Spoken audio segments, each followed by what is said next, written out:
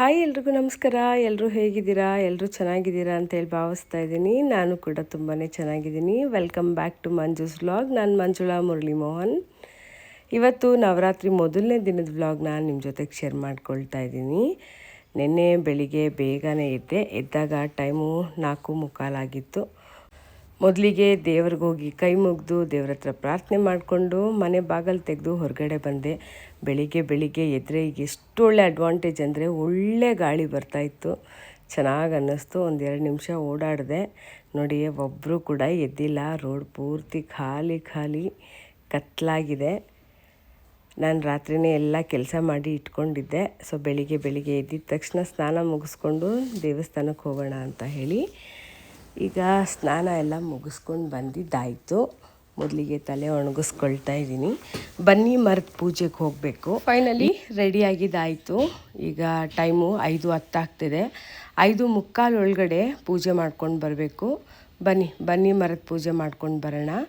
ನವರಾತ್ರಿ ದಿನಗಳಲ್ಲಿ ಬನ್ನಿ ಮರದ ಪೂಜೆ ಮಾಡೋದು ತುಂಬಾ ಒಳ್ಳೆಯದು.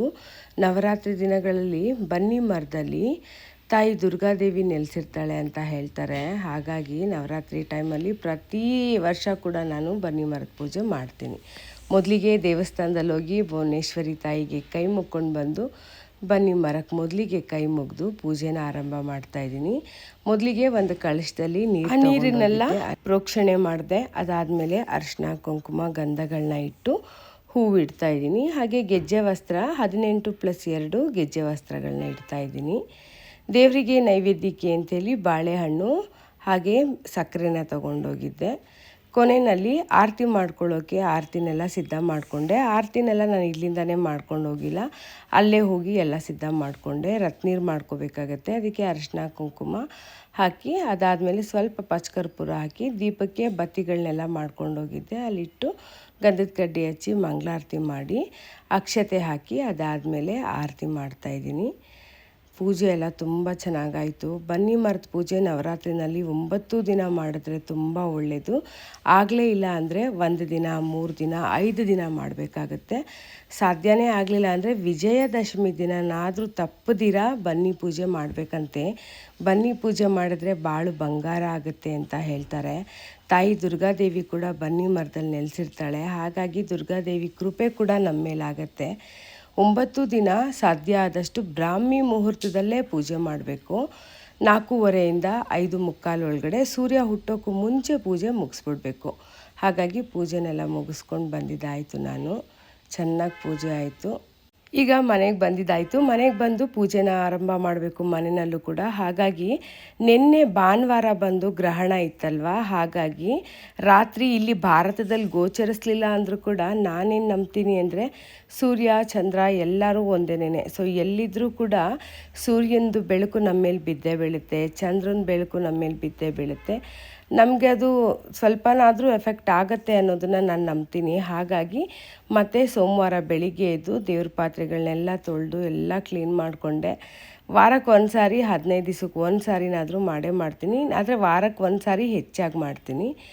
ದೇವ್ರ ಪಾತ್ರೆನೆಲ್ಲ ತೊಳೆದು ಕ್ಲೀನ್ ಮಾಡಿಕೊಂಡು ಒರೆಸಿಟ್ಬಿಟ್ಟು ಬಂದೆ. ಈಗ ದೇವ್ರ ಮನೆಯಲ್ಲೆಲ್ಲ ರಂಗೋಲಿ ಎಲ್ಲ ತೆಗೆದು ದೇವ್ರ ಮನೆ ಫೋಟೋಗಳನ್ನೆಲ್ಲ ಒರೆಸ್ಕೊಂಡು ದೇವ್ರ ಮನೆ ನೆಲನೆಲ್ಲ ಕ್ಲೀನ್ ಮಾಡಿಕೊಂಡು ಬಂದೆ. ಈಗ ಬಾಗಿಲಿಗೆ ಹೊಸಲು ತೊಳೆದು ಅರಿಶಿನ ಕುಂಕುಮ ಇಡೋಣ ಅಂಥೇಳಿ.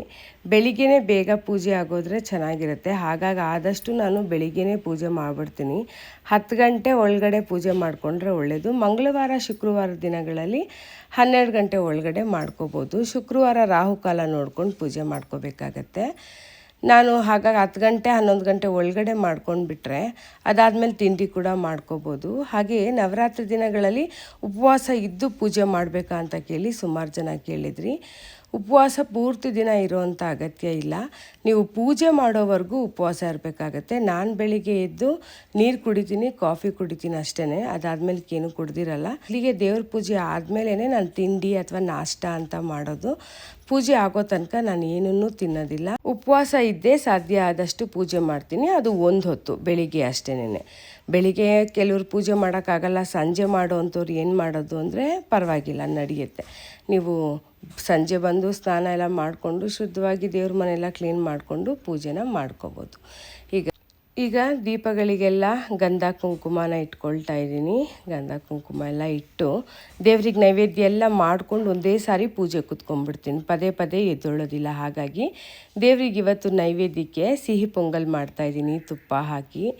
ತುಪ್ಪ ಹಾಕಿ ಮಾಡುವಂಥ ನೈವೇದ್ಯ ಎಲ್ಲ ತುಂಬ ಒಳ್ಳೆಯದು. ದೇವರಿಗೂ ಕೂಡ ತುಂಬಾ ಪ್ರಿಯವಾಗಿರುತ್ತೆ. ಈಗ ಪೊಂಗಲ್ ಕೂಡ ರೆಡಿಯಾಗಿದೆ. ದೇವ್ರಿಗೆ ನೈವೇದ್ಯಕ್ಕೆ ಎಷ್ಟು ಬೇಕೋ ಅಷ್ಟೇ ಮಾಡ್ಕೊಂಡಿದ್ದೀನಿ. ಈಗ ದೇವ್ರ ಮನೆಗೆ ಬಂದಿದ್ದಾಯಿತು. ನೈವೇದ್ಯ ರೆಡಿನೆಲ್ಲ ಮಾಡ್ಕೊಂಡು ಇಟ್ಕೊಂಡು ಪೂಜೆಗೆ ಏನೇನು ಬೇಕೋ ಎಲ್ಲ ನಾನು ಒಂದು ಸಾರಿ ಸಿದ್ಧ ಮಾಡಿಕೊಂಡು ದೇವ್ರ ಮನೇಲಿ ಇಟ್ಕೊಂಡೇ ಪೂಜೆ ಕೂತ್ಕೊಂಡ್ಬಿಡ್ತೀನಿ. ಪದೇ ಪದೇ ಎದ್ದೊಳ್ಳಲ್ಲ. ಹಾಗಾಗಿ ಈಗ ದೇವ್ರ ದೀಪ ಹಚ್ತಾ ಇದ್ದೀನಿ. ಪೂಜೆನ ಆರಂಭ ಮಾಡಿದ್ದೀನಿ.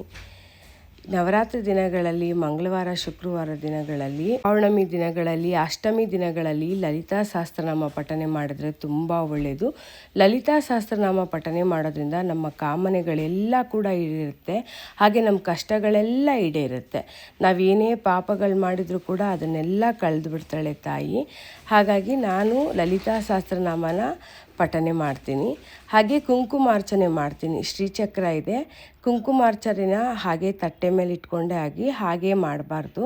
ಹಾಗಾಗಿ ಶ್ರೀಚಕ್ರನ ಇಟ್ಕೊಂಡೇ ಮಾಡಬೇಕು. ಶ್ರೀಚಕ್ರದ ಮೇಲೆ ನಾನು ಕುಂಕುಮಾರ್ಚನೆ ಮಾಡ್ತೀನಿ. ಈ ಕುಂಕುಮನ ನಾನು ಎಲ್ಲಾದರೂ ಹೊರಗಡೆ ಹೋಗೋವಾಗ ಅಥವಾ ದೂರ ಪ್ರಯಾಣ ಮಾಡೋವಾಗ, ಮಕ್ಕಳಿಗೆ ಎಕ್ಸಾಮ್ಗೆ, ಅಥವಾ ಕೆಲವು ಟೈಮ್ ನಿದ್ದೆ ಬರಲ್ಲ, ಹೆದರಿಕೆ ಆಗ್ತಾ ಇರುತ್ತೆ, ಈ ಥರ ಸಮಯದಲ್ಲೆಲ್ಲ ಈ ಕುಂಕುಮನ ಮನೆಯವ್ರು ಎಲ್ರಿಗೂ ಕೂಡ ಒಂದು ಸಾರಿ ಲಲಿತಾ ಸಹಸ್ರನಾಮನ ಪಠನೆ ಮಾಡೋಕ್ಕೆ ಆರಂಭ ಮಾಡಿಬಿಟ್ರೆ ಅಮ್ಮನ ನಾಮಸ್ಮರಣೆ ಒಂದು ನಾವು ಹೇಳಿದ್ರೂ ಸಾಕು, ನಮ್ಮೆಲ್ಲ ಪಾಪಗಳು ಕಳೆದೋಗುತ್ತೆ. ತಾಯಿ ನಮ್ಮ ಮೇಲೆ ನಿಜವಾಗ್ಲೂ ತುಂಬಾ ಅನುಗ್ರಹಿಸ್ಬಿಡ್ತಾಳೆ.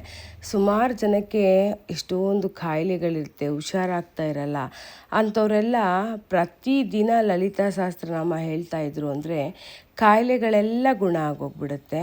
ಲಲಿತಾ ಸಹಸ್ರನಾಮ ಒಂದು ಸಾಕು, ನಮ್ಮ ಶತ್ರುಗಳು ಕೂಡ ಸಂಹಾರ ಆಗೋಗ್ಬಿಡ್ತಾರೆ. ತಾಯಿ ಯಾರನ್ನು ಕೂಡ ನಮ್ಮ ಹತ್ರಕ್ಕೂ ಕೂಡ ಸುಳಿಯೋದಕ್ಕೂ ಬಿಡಲ್ಲ. ಶಕ್ತಿ ಇರುತ್ತೆ ಲಲಿತಾ ಸಹಸ್ರನಾಮಕ್ಕೆ. ನಮ್ಗೆ ಎಷ್ಟೋ ದಿವಸದಿಂದ ಕೈಗೂಡದೇ ಇರೋಂಥ ಕೆಲಸಗಳೆಲ್ಲ ಲಲಿತಾ ಸಹಸ್ರನಾಮನ 1 ತಿಂಗಳು ನೀವು ಬೆಳಿಗ್ಗೆ ಸಂಜೆ 2 ಸಮಯ ನೀವು ಪಠನೆ ಮಾಡೋದಕ್ಕೆ ಆರಂಭ ಮಾಡಿ. ಖಂಡಿತ ನಿಮಗೆ ಎಂಥ ಒಳ್ಳೆ ಚೇಂಜಸ್ ಬರುತ್ತೆ, ನಿಮಗೆ ಗೊತ್ತಾಗೋಗ್ಬಿಡುತ್ತೆ. ಅಮ್ಮನ ಅನುಗ್ರಹ ಹೇಗಾಗಿದೆ ಅನ್ನೋದು ಕೂಡ ಗೊತ್ತಾಗೋಗುತ್ತೆ. ಲಲಿತಾ ಸಹಸ್ರನಾಮ ಪಠನೆ ಮಾಡೋವಾಗ ಶಾಂತ ರೀತಿಯಲ್ಲಿ ಕೂತ್ಕೊಂಡು ದೇವರ ಮೇಲೆ ಭಕ್ತಿ ಮನಸ್ಸನ್ನು ಇಟ್ಟು ನೀವು ಲಲಿತಾ ಸಹಸ್ರನಾಮನ ಪಠನೆ ಮಾಡಿ. ಲಲಿತಾ ಸಹಸ್ರನಾಮ ಪಠನೆ ಮಾಡುವಾಗ ಮಂತ್ರ ಉಚ್ಚಾರಣೆ ಅಷ್ಟು ಸುಲಭವಾಗಿ ನಾಲ್ಗೆನಲ್ಲಿ ಹೊರಳಲ್ಲ. ಹಾಗಾಗಿ ಕೆಲವೊಂದು ತಪ್ಪುಗಳಾಗ್ಬಿಡುತ್ತೆ. ಪರವಾಗಿಲ್ಲ, ಆದರೂ ಕೂಡ ನೀವು ಪಠನೆ ಮಾಡೋದಕ್ಕೆ ಆರಂಭ ಮಾಡಿ.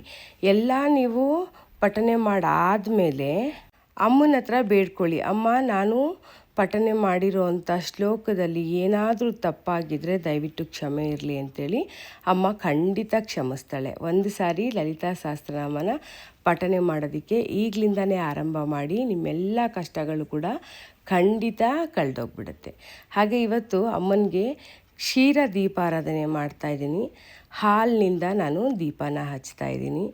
ಪೂಜೆ ಎಲ್ಲ ತುಂಬಾ ಚೆನ್ನಾಗಾಯಿತು. ನವರಾತ್ರಿ ಮೊದಲನೇ ದಿನದ ಶೈಲಪುತ್ರಿ ದೇವಿ ಪೂಜೆನ ಸಂಪೂರ್ಣ ಮಾಡಿದ್ದೀನಿ. ತಾಯಿ ದುರ್ಗಾದೇವಿನ ಶೈಲಪುತ್ರಿ ದೇವಿ ಅವತಾರದಲ್ಲಿ ಇವತ್ತು ಪೂಜಿಸಲಾಗುತ್ತೆ. ಇದಾಗಿತ್ತು ನವರಾತ್ರಿ ಮೊದಲನೇ ದಿನದ ವ್ಲಾಗು, ಸೋಮವಾರದ ವ್ಲಾಗು. ವಿಡಿಯೋ ನಿಮ್ಮೆಲ್ರಿಗೂ ಇಷ್ಟ ಆಗಿದೆ ಅಂತೇಳಿ ಭಾವಿಸ್ತಾ ಇದ್ದೀನಿ. ವಿಡಿಯೋ ಇಷ್ಟ ಆದರೆ ಲೈಕ್ ಮಾಡಿ, ಕಮೆಂಟ್ ಮಾಡಿ, ಹಾಗೆ ನನ್ನ ಚಾನಲ್ನ ಸಬ್ಸ್ಕ್ರೈಬ್ ಮಾಡಿಕೊಂಡು ಸಪೋರ್ಟ್ ಮಾಡೋದನ್ನು ಮರಿಬೇಡಿ. ನಿಮ್ಮ ಸಪೋರ್ಟ್ ತುಂಬಾ ಮುಖ್ಯ. Thank you so much for watching.